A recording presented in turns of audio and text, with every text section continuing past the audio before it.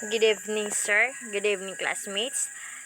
I'm Roslyn Kelyu. This is my assigned topic of my report, Lesson 20, about discrimination and the basis of sexual orientation, gender identity, and expression. Introduction. The Universal Policy. Article 2, 1 and 3 and 26 of the Convention provide for the respect, equality, and non-discrimination of all individuals on the grounds of inter alia, race, color, and sex. In the landmark decision of Toonen v. Australia in 1994, it is found not only that the reference to sex in Article 2 and 26 must be taken to include sexual orientation, but also that laws which criminalize consensual homosexual acts expressly violate the privacy protection of the law.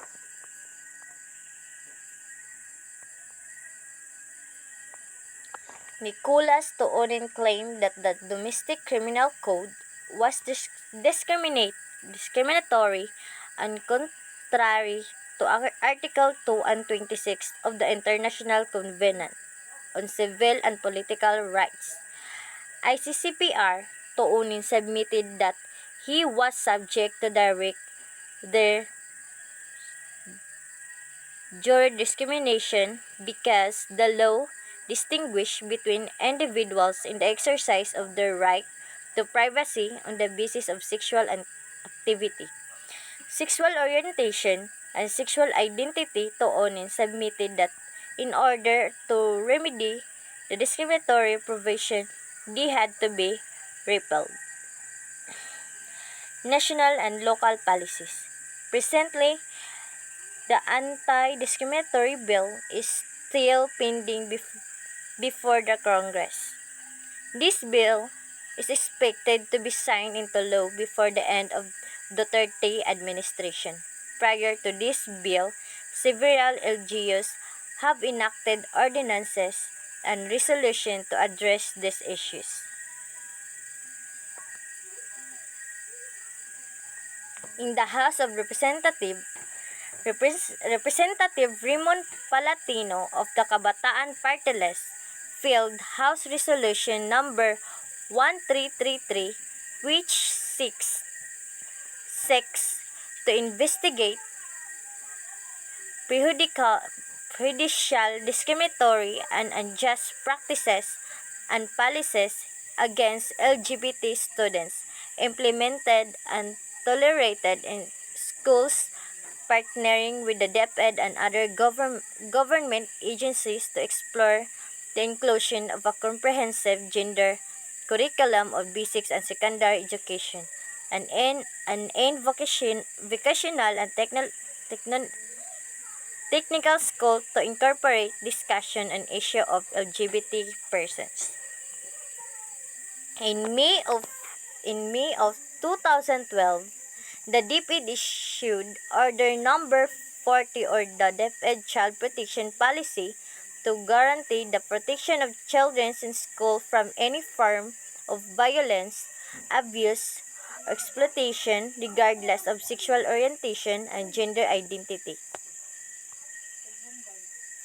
LGBT persons are entitled to their full rights under the International Convention on Civil and Political Rights, ICCPR. In order to protect access and enjoyment of these rights, the government of the Philippines must take positive steps to repeal discriminatory laws and combat violence targeted at LGBT individuals. Effect of state discrimination in society. The state's treatment of LGBT intensifies discrimination on the basis of sojourn within the Philippine society and social institutions.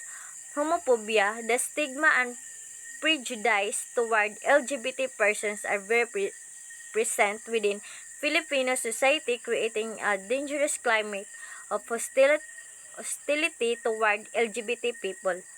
LGBT LGBT youth are often targeted by parents who, upon discovering their child's sexual orientation or gender identity.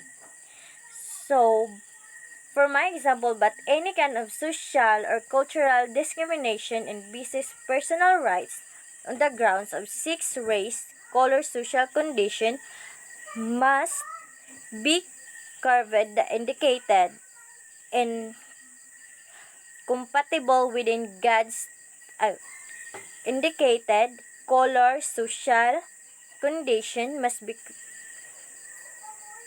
incompatible with God's and designs.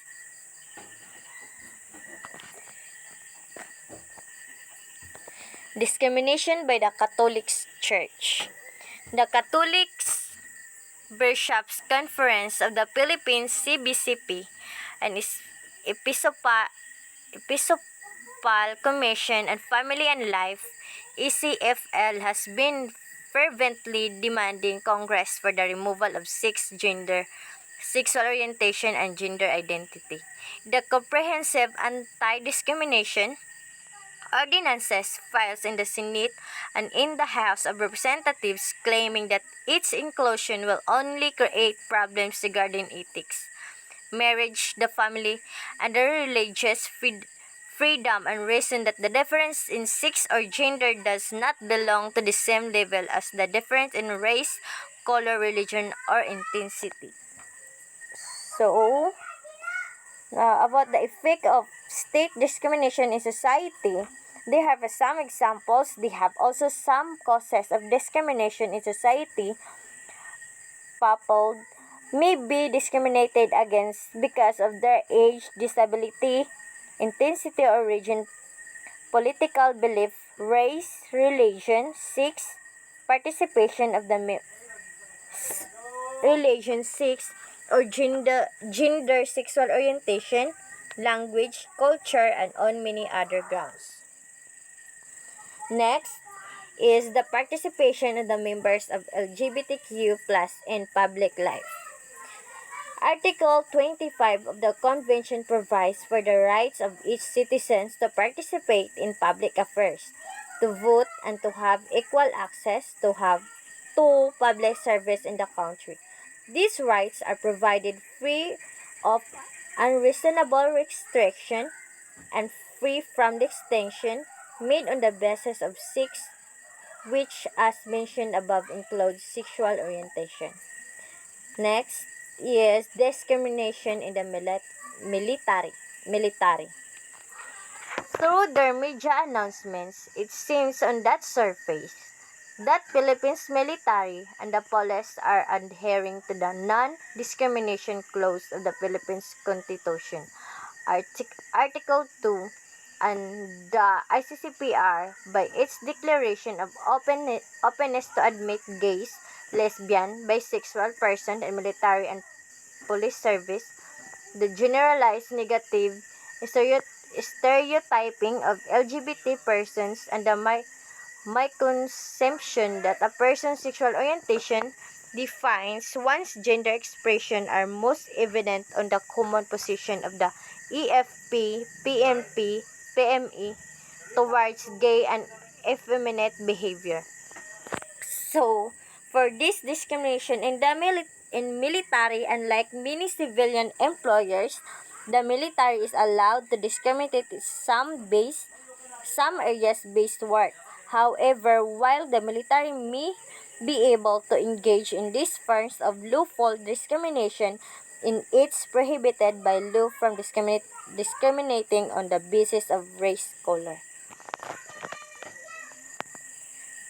Summary. Discrimination of people based on SOGI is widespread. In the Philippines, international and local policies are in place to address this prevailing issue. Yet, some institutions still prey to ill issue. What is clear is that everyone, including students, must act to resolve this issue. That's all. Thank you.